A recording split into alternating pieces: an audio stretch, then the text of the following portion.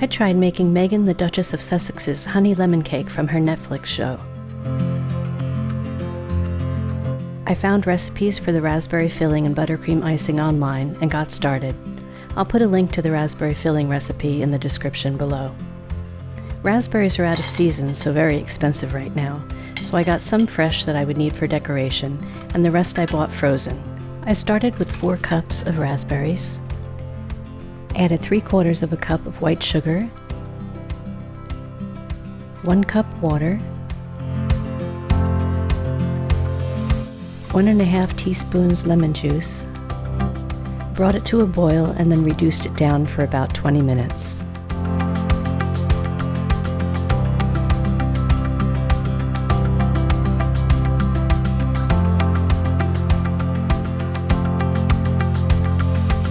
Then came the hardest part, squishing it through a strainer to remove the seeds.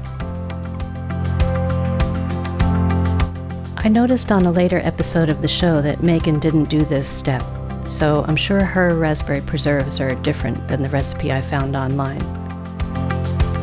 Next, I returned it to the heat with some cornstarch and brought it back to a boil, then simmered it for 5 minutes more to thicken up.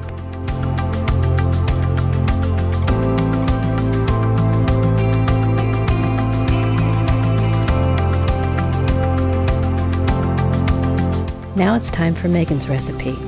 It was at this point I realized that I didn't have any round pans, so we'll have to make a square cake. I also only have 2 pans, so I planned to make one a bit thicker and cut it in half, but I forgot until the next day.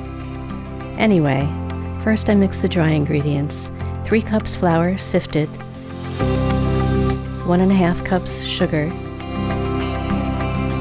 1½ tablespoons baking powder,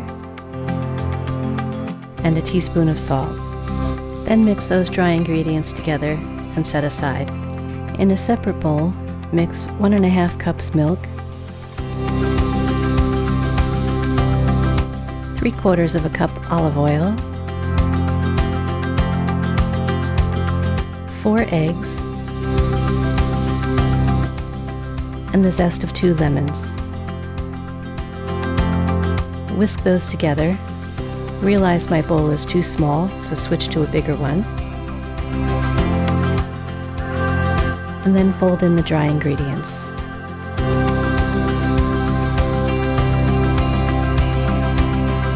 Add 3 tablespoons of honey in while folding.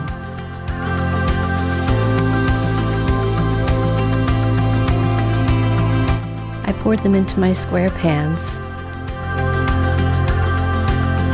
and put them in the oven, 350 degrees for 25 to 30 minutes. Now it's time for the honey glaze. I brought ½ a cup of honey, 1/4 cup of water, 1/4 cup of lemon juice, and the zest of 1 lemon to a boil. The baking time was spot on.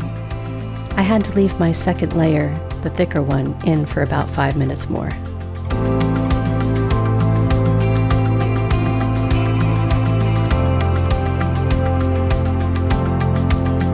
I don't have knife skills, so I used a tool that I have that levels off the top of the cake. While the cakes cooled, I made the buttercream icing. I won't include this recipe in the description because I found it online and honestly I didn't like it at all.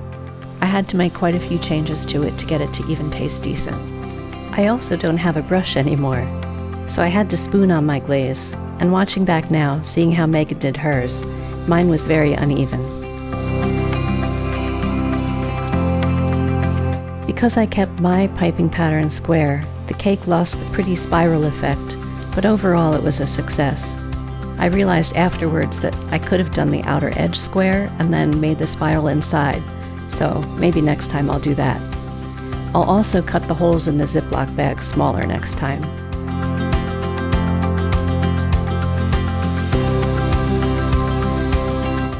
A layer of buttercream on the outside edges, and we were ready for decorating. I almost forgot to record this part.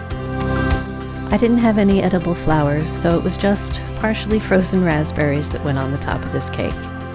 It didn't look nearly as good as Meghan's. but it was delicious, I have to say. I feel like my version looks a little dense and heavy in the video, but it really wasn't at all. I'm definitely going to make this again, although the raspberry filling was a lot of work, so maybe I'll just use Meghan's raspberry preserves next time.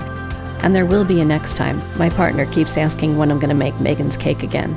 As good as it tasted immediately, after spending overnight in the fridge, the flavors really seemed to come together well, and it got even better. Here it is the next day, with the extra layer added. Overall, a huge success. Thanks for watching.